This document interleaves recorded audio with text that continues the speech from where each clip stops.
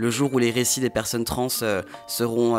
aux entrées des FNAC, peut-être que là on aura gagné quelque chose. Bonjour, je m'appelle Talma Desta, je suis journaliste indépendant spécialisé sur les enjeux LGBTI et auteur d'un livre qui vient de paraître aux éditions La Déferlante qui s'appelle La fin des monstres.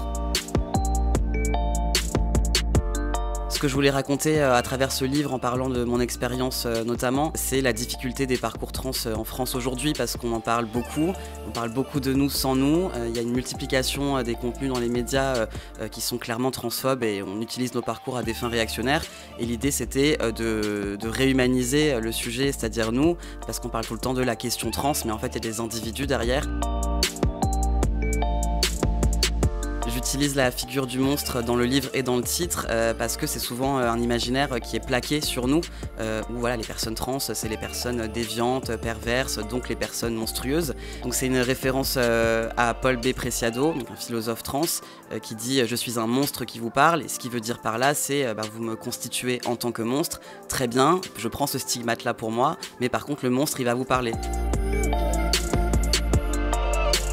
La figure du monstre dans le livre, c'est un miroir tendu parce que très souvent le corps et les parcours des personnes trans sont scrutés. Donc l'idée c'était de détourner un peu le regard, de décaler le regard et de pointer du doigt quelqu'un d'autre qui est en fait nos opposants politiques en fait de manière générale et justement de retourner le stigmate de cette figure du monstre en disant peut-être que le monstre c'est l'autre.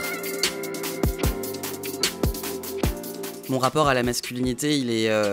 compliqué et évolutif on va dire parce que j'ai grandi dans beaucoup de violences de la part des hommes donc à partir du moment où j'ai commencé à transitionner je me suis posé la question de l'homme que je voulais être. Comme le rapport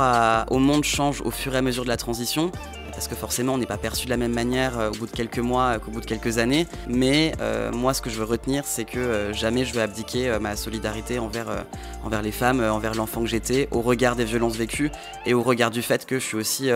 entouré de femmes qui les vivent encore ces violences et moi je veux pas oublier ça. Je parle beaucoup d'amour à la fin du livre déjà pour donner un peu une perspective et des horizons et pouvoir se dire que l'amour nous est accessible aussi parce qu'on plaque beaucoup sur nous cette idée d'indésirabilité et je pense que c'est important de dire que c'est pas vrai et qu'on peut avoir accès à la famille, à la communauté, à l'amour. Ce qu'on vit entre nous en termes de violences vécues, partagées, en termes de comment on se protège, de comment on s'aime, de comment on essaye de faire communauté, de se guérir, de se réparer entre nous, c'est des formes d'amour, je pense, que nos opposants politiques ne connaîtront jamais. Le conseil que j'aimerais donner aujourd'hui, il sera à destination, je pense, des autres personnes trans, notamment des jeunes personnes trans, peut-être qui sont au début de transition et qui sont perdues et isolées. Rapprochez-vous d'associations, vous n'êtes pas seuls, il y a énormément de personnes qui sont là pour défendre vos droits, pour vous permettre l'accès aux droits, et ces outils, puisqu'ils existent, il faut s'en emparer. Bisous Nylon.